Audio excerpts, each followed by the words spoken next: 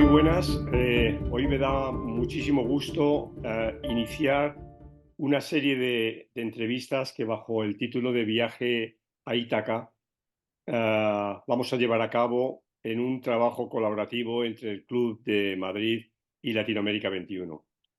Y hoy, para dar este inicio, me complace enormemente que sea Enrique Iglesias la persona que va a inaugurar este ciclo, ¿no?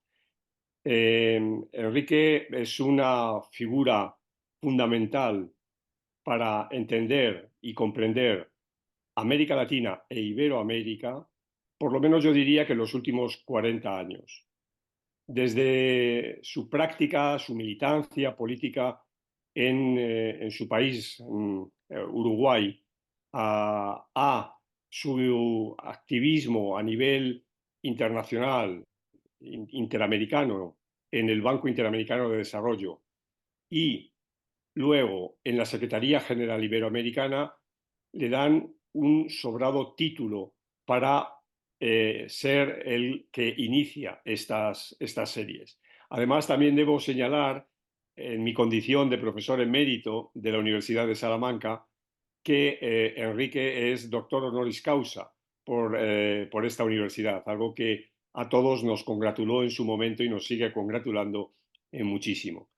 Bueno, Enrique, sin más, este viaje a Ítaca lo que pretende, lo primero es agradecerte que estés aquí hoy, y este viaje a Ítaca lo que pretende es conversar con alguien que tiene unas credenciales sobradas sobre, en parte, algunos aspectos de su vida pública que pueden ser ejemplarizantes para otras personas, pero también sobre los retos que, en su opinión, tiene hoy la humanidad y, a lo mejor de manera menos ambiciosa, el continente latinoamericano. Repito, Enrique, bienvenido a este programa, a Viaje a Ítaca. Y ya digo, tienes la palabra. ¿Cómo ves hoy el escenario mundial? Bueno, muchas gracias, Manuel, por esta invitación a ti, al club. Para mí es un placer siempre estar cerca de América Latina a través de estos medios de comunicación, de sectores que viven la región y sus relaciones con España y el mundo en forma intensa y por tanto están contribuyendo, son como espejos que nos ponemos delante para pensar por un momento en que estamos. Yo creo que el momento que estamos viviendo es preocupante. Creo que sobre esto no digo nada nuevo, y menos aún después de lo que pasó hace 2 días en el Medio Oriente, ¿verdad? Pero estamos con dos grandes conflictos sangrientos en Ucrania y en el Medio Oriente, en Israel y en la Gaza. De manera que la verdad que el momento es un momento de preocupación y de reflexión.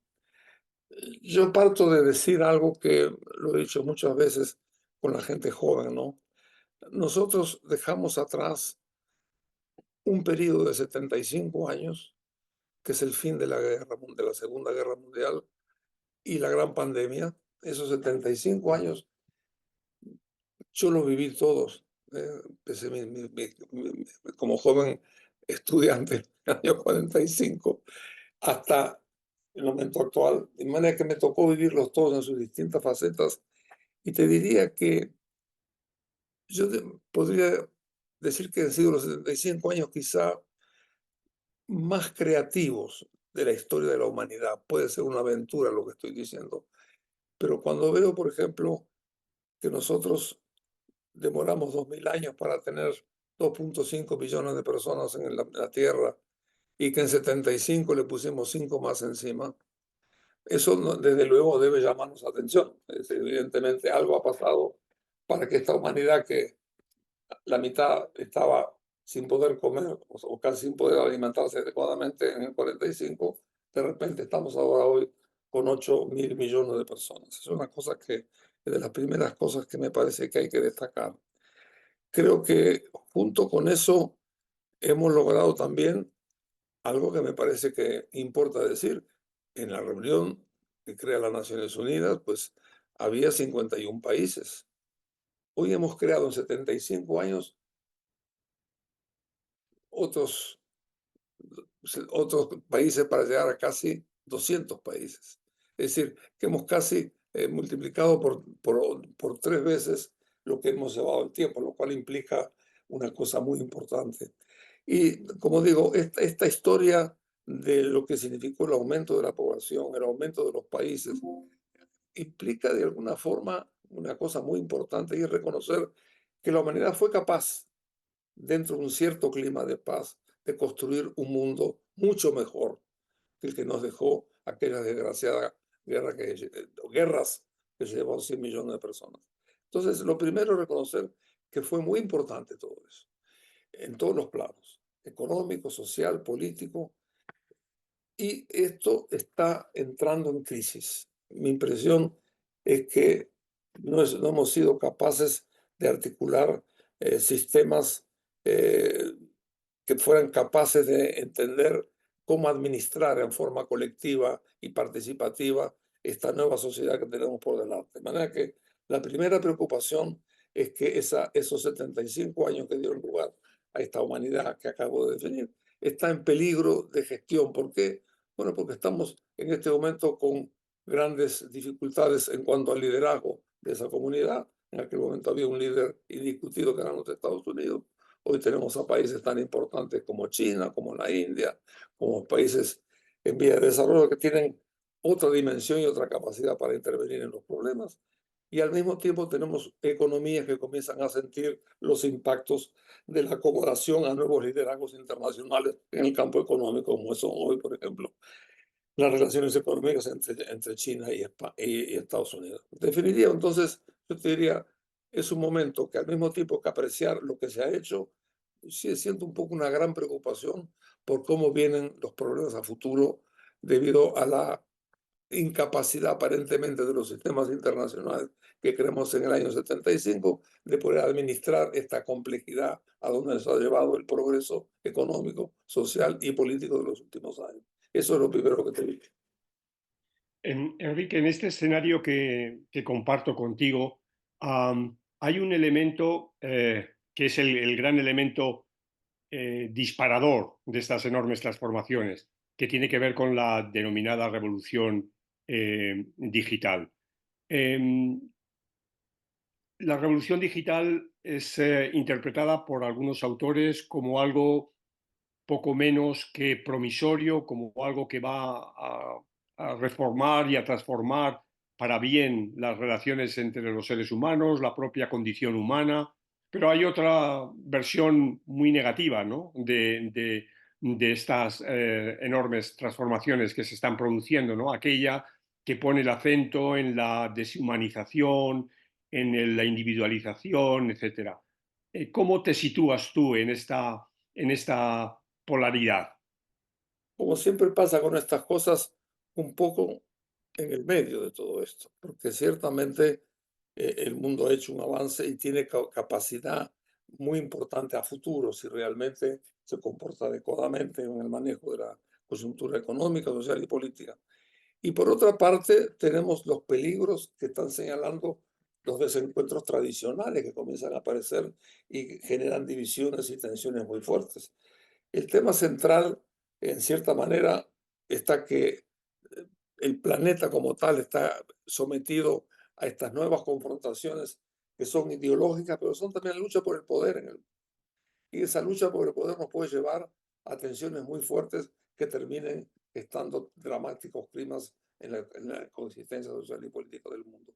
Yo te diría que hoy estoy mucho más preocupado por el futuro inmediato del diálogo internacional que lo que estuve nunca.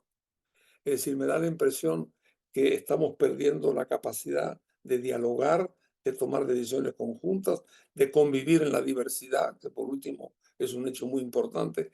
Todo eso se ha ido debilitando y estamos entrando mucho más en los individualismos, en las visiones parciales, en las influencias de ideología de un sector y ideología del otro, pero no fuimos capaces de corporizar el gran ideal de Naciones Unidas. Yo soy muy partidario de las Naciones Unidas porque entré a la vida activa conociendo esto como la gran ilusión. Hoy te diría que veo cosas como esta, Manuel. Veo discursos espectaculares del secretario general, que en la época que yo era joven salían a 8 columnas en los diarios. Hoy apenas salen, sí salen. Y ha dicho cosas dramáticas. El último discurso que hizo convocando esta conferencia que va a haber en el mes de agosto es realmente de un dramatismo poco conocido, con un lenguaje poco conocido. Entonces, cuando digo, pero ¿cómo es posible que la opinión pública no capte este mensaje dramático del secretario general? ¿Qué está pasando? Eso es el tema, ¿verdad? Yo creo que no, la dirigencia internacional no está respondiendo a los grandes desafíos, pero también a las grandes oportunidades que tendría el mundo de hoy a mirar su futuro. Es cierto, tengo reseñado para una vez en una conferencia que tuve que impartir, unas palabras que me impresionaron mucho del secretario general, de Guterres, ¿no? Cuando vino a decir que la sociedad había cambiado enormemente y, sin embargo, nuestras instituciones políticas, la propia democracia, seguía anclada en paradigmas de hace más de medio siglo, a pesar de los cambios societales que se habían dado, ¿no? Eso creo que indica también el sentir de los tiempos, ¿no te parece? Absolutamente, pero ahora son mucho más. Las palabras actuales del secretario general, yo nunca imaginé en mi juventud, cuando empecé a vincularme a Naciones Unidas, que un secretario general pudiera usar ese lenguaje y que no pasara nada. Es decir, simplemente el Consejo de Seguridad está paralizado, el derecho a veto hace que las cosas se paralicen, pero nadie se preocupa, nadie llora por eso. Simplemente las cosas siguen como están y tienen un ritmo propio. Pero estamos, por ejemplo, te voy a decir un caso muy interesante en lo personal. A mí me tocó estar en la Cancillería de mi país cuando se aprobó en Uruguay la creación de la Organización Mundial de Comercio, que fue un sueño que venía del año 47, cuando se reunieron los gobiernos después de la paz para formar un club del comercio mundial. Imposible. Llegamos recién hasta el año 1985, que empezó realmente a sentarse y partió de ahí. Luego se negoció una discusión que yo recuerdo de forma muy personal, porque tuvimos en aquel momento, estábamos era mi país, yo estaba en la Cancillería, y realmente se creó esto, ¿verdad? Un sistema multilateral regido por acuerdos, por organismos de juzgamiento, de, incluso a poner en práctica las normas. Bueno, la Organización Mundial del Comercio está en lo esencial desapareciendo, por lo menos no digo desapareciendo físicamente, pero el gran objetivo no se ha alcanzado. Al contrario, estamos regresando. Entonces me da pena, ¿verdad? Porque mi generación vivió las grandes ilusiones de unas Naciones Unidas que pusieran orden, justicia, abrieran oportunidades y le dieran un poco a la gente joven la capacidad de poder vivir en un mundo mucho mejor. Se han hecho muchas cosas, tampoco yo puedo desconocer, como te decía hoy, eran 51 países, son ahora 195, es decir, que no ha habido pocas cosas, pero creo que en la medida en que se complejiza un poco la situación internacional, es cuando más precisamos tener un organismo donde todo el mundo crea, desde las grandes potencias hasta los pequeños países. Y eso es lo que está fallando hoy, esa es la argumentación. Sí, Enrique, centrándonos en la realidad del espacio iberoamericano de nuestra región, ¿cómo ves su escenario actual? Lo veo con preocupación en materia política. Este, hay muchos desencuentros de los partidos políticos. Hay actividades que son claramente antidemocráticas en varios países y eso realmente nos preocupa porque creo que esa no es la idea ni las grandes ilusiones que hemos puesto en la democratización de América Latina. Yo creo que este es un tema muy delicado. Cada país es una realidad per se, pero yo creo que la gran ilusión democrática en que pusimos en los últimos décadas en América Latina hoy está muy debilitada en muchos países. Mi país es una excepción, afortunadamente, y no en ese sentido, como lo es Costa Rica, son dos democracias que funcionan a plenitud, pero que realmente dejan detrás otras situaciones muy dolorosas. Eh, Creo que las instituciones se han debilitado también en el sentido de poder ejercer cierta autoridad moral o cierto poder de convicción. Y eso nos coloca frente a una situación difícil, en América Latina. Y eso es lo que afecta a la capacidad de actuar juntos. Es decir, perdemos poder de actuación colectiva en la medida que no tenemos sistemas políticos capaces de hablar y cooperar entre sí, porque las condiciones con que se mueven en los países no son realmente las ideales.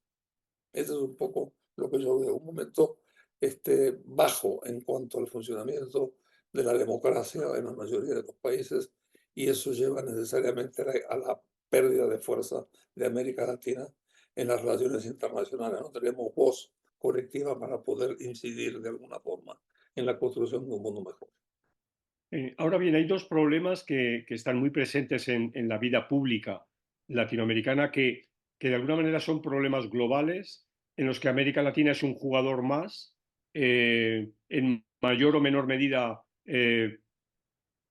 importante o menos importante, pero un jugador más, como es el tema del crimen organizado y el tema de la inmigración, que son, ya digo, dos aspectos que se palpan cotidianamente en las calles de las ciudades latinoamericanas. Sin una cooperación internacional, sin un planteamiento de estos problemas a nivel mundial, los países de América Latina tienen poco que hacer, ¿no te parece? Efectivamente, el tema que tú mencionas, especialmente el del crimen organizado, es un tema muy preocupante, que afecta en una forma u otra a todos los países, porque tiene detrás de eso redes muy poderosas que han ido creciendo en el tiempo y con mucha fuerza y mucho poder de acción y de cruzarse con la libertad en los países. Y además, lo que es impresionante es que se extienden entre países, es decir, nosotros mismos sentimos que esos factores de desestabilización nos vienen también de los países vecinos, es decir, atraviesan las fronteras, no están solamente concentrados en los países, sino que van más allá. Eso es muy grave. Ahora, tú me preguntas qué hay que hacer, no lo sé. No sé cómo se hace todo eso. Lo que sí sé que los gobiernos tienen que tomar conciencia, tienen que asociarse entre sí para actuar, tienen que de alguna manera cooperar con la colaboración del sector privado en todo lo que se pueda, pero son factores realmente profundamente perturbadores de la vida y del futuro de América Latina y que se dan en una manera realmente pues, vinculado a la droga, vinculado a otros factores. Y yo creo que todo eso está presente en todos los países de mayor o menor grado y se intercambian de un país a otro. Es un tema, como te digo yo, muy complejo, pero lo primero que hay que hacer los países es juntarse y ver cómo pueden cooperar para actuar juntos. Porque así como ellos atrás de la frontera, bueno, usemos nuestra frontera para poder cooperar. Eso es la. Pero es un tema muy serio y muy patente todos los días. Incluso con países que fueron muy tranquilos en su momento, hoy en día están sintiendo los impactos de estas fuerzas ocultas, como pasa con el contrabando. Nosotros hemos aparecido como un país exportador de droga que viene de los distintos lugares donde se produce y nos han colocado porque han generado poderes fácticos en las aduanas que llevaron a que Uruguay tenga que vivir momentos difíciles debido al uso de sus puertos para exportar droga. Entonces, y todo eso se refleja internamente. Yo creo que es un tema muy complicado. Yo no te sé decir cómo hay que hacerlo, pero yo creo que lo primero es tener relaciones entre los gobiernos para poder enfrentar colectivamente fenómenos que se internacionalizan y que nosotros no podemos ignorar. De acuerdo. Enrique, me gustaría hablar de tu experiencia personal como funcionario público, ¿no? De tu amplísima experiencia personal en ese ámbito, ¿no? Sobre todo pensando en una posible audiencia de gente joven que quisiera hacer una carrera en el sector público, una carrera en el ámbito de un costado de la política, que no es la política partisana, pero que es político porque se ocupa de lo público, se ocupa de las relaciones de poder, se ocupa de solucionar problemas, de búsqueda de consensos y demás. ¿Qué puedes recordar de tu trayectoria que pueda ser sobresaliente para esta audiencia? Es difícil contestar tu pregunta. Yo fui primero funcionario privado, yo fui banquero privado, empecé a trabajar en un banco privado y terminé siendo gerente general de esa institución. Y fue una experiencia magnífica porque conocer las cosas directamente y tienes un contacto directo con la realidad económica y la vida de una empresa. Para mí fue una experiencia que me sirvió mucho después cuando pasé a la función pública en mi país y después a la vida internacional. El sector privado es fundamental, es decir, tiene un papel central en el sistema productivo y conocer intensamente lo que es y cómo funciona es muy importante. Yo tengo la impresión que una de las cosas que tenemos que aprender es a entender la mecánica del sector privado, cómo funciona, pero atender también el papel fundamental que tienen los estados de preservar la ley, de la justicia, la equidad y de alguna manera tener un diálogo con el sector privado que no ignore ese compromiso que tiene el sector público con su sociedad. Eso es un poco el funcionamiento de la democracia. Es decir, el empresario es un factor fundamental, en el sentido que moviliza los recursos con inteligencia, es capaz de promover el crecimiento económico con eficiencia, pero precisamos un poder público que se interese por la justicia, que se interese por la equidad, por la distribución del ingreso, por las reglas del juego. Entonces, ese diálogo entre una cosa y la otra creo que es el tema más importante de la elección. Yo te diría que mi pequeño país hoy, de alguna manera, está logrando esto, ¿verdad? Es decir, las instituciones públicas tienen su labor, las privadas también, pero el Estado está presente en un diálogo permanente, preservando el interés general y respetando el interés privado. Pero lo primero es lo primero. Entonces, de alguna forma, todo eso forma parte de una experiencia, como te digo, hay que vivir la vida, entender al sector privado, la mecánica del crecimiento, pero entender también las grandes responsabilidades que tiene el Estado de preservar valores fundamentales como el que acabo de mencionar. Es una mezcla muy respetable de un lado y de otro. Yo quizá por haber tenido las dos, pude encontrar en mi experiencia algo, un cierto equilibrio. Yo gocé mucho la vida privada, debo decirlo, pero gocé todavía mucho más la vida pública y si tuviera que volver a vivir, empezaría por ahí nuevamente. Me encanta mucho la labor pública, es decir, y sobre todo la capacidad de hacer cosas. El mundo de hoy necesita objetivos globales. Es decir, el tema del clima, por ejemplo, que es tan importante, la preservación de los recursos naturales, es decir, la justicia llevada al fondo de la sociedad donde prevalece la pobreza o la miseria.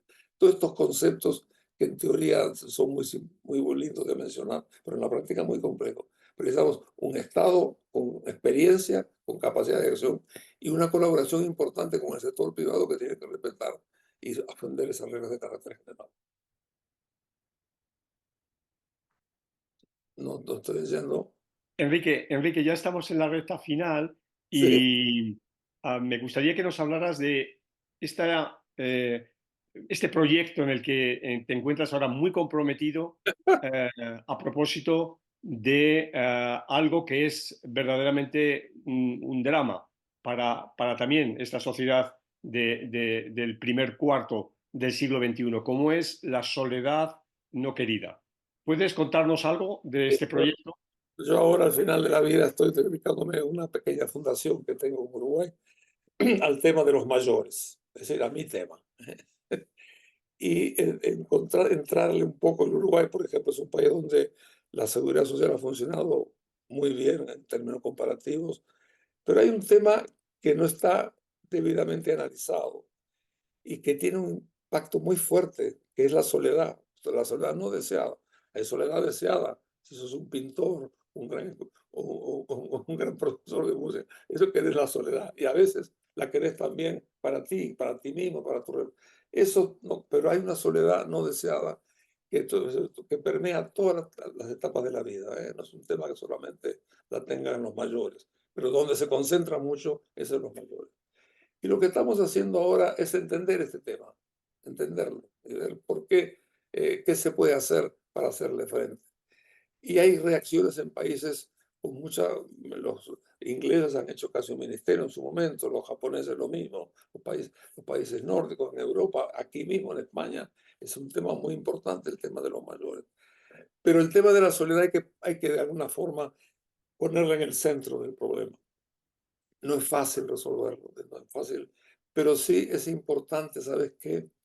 A partir del reconocimiento del problema, despertar la solidaridad de la gente frente a ese tema. Y una de las cosas donde yo veo, por ejemplo, una capacidad de acción es en el caso, la cooperación que hay entre gente joven y mayores. Es decir, esto yo creo que hay que despertar la voluntad de apoyo, de ayudar a la gente que existe, y tú la llamas, la gente responde. Y esa forma de diálogo es un tema muy importante para convivir. Eh, la soledad no es una cosa triste, ¿no? Entonces, si se puede ayudar a través de la participación o del diálogo, entonces esas puertas de comunicación que estamos tratando de identificar y que existen y que se aplican ya en muchos países, estamos tratando de conocer cómo se entienden cómo se puede mover la sociedad, cómo se puede cooperar para salir al encuentro de un apoyo a ese tipo de problemas que suele tener la gente mayor. Es un tema muy lindo, muy difícil, pero muy remunerador, porque la gente queda contenta cuando abrimos las puertas al diálogo y conversamos. Esas cosas son realmente bien recibidas. Es, Interesante porque hablábamos en un determinado momento cómo la revolución digital ha generado individuos eh, singulares, individuos aislados, individuos que por consiguiente han buscado o han encontrado o se han hallado en un escenario finalmente de soledad brutal, pero a la vez esta digitalización está generando mecanismos de acompañamiento, ¿no? A través de algún tipo de robótica, etcétera, que permite dar conversación a personas y demás, ¿no? Esto es un poco una butad lo que estoy diciendo, pero sí, dime. no, te diría yo que lo que estoy descubriendo, por ejemplo, es la cantidad de gente que está dispuesta a ayudar en este problema. Ya existen cosas, ¿eh? La persona que se compromete a llamar 3 veces por semana por teléfono a una persona que no conoce y hablar con él media hora, de lo que quiera. Desde ahí para adelante hay muchas formas. Nosotros mismos tenemos en Uruguay ahora una cosa que llamamos los CREA, que son centros o centros diurnos de encuentro de la gente para hacer cosas en conjunto, como cantar, como leer un libro conjunto, en fin, cosas muy lindas que son maneras de salir al encuentro del tema de todo esto. A medida que la población avanza en los años, este tema va a ir creciendo. Y tener instrumentos, sobre todo apoyados en la solidaridad, muy importante. Esto no se arregla simplemente con instituciones públicas, se arregla con solidaridad de la sociedad. Aprender a ser solidario cuando se es joven para poder recibir apoyo cuando se es mayor. Ciertamente. Enrique, ha sido un placer conversar contigo en este primer programa de viaje a Ítaca. Tu experiencia y sobre todo tu bonomía es una contribución inestimable. Muchísimas gracias y seguimos en contacto. A ti, Manuel, un gran abrazo y un gusto estar contigo. Y gusto Un volver. abrazo. Chao. Chao.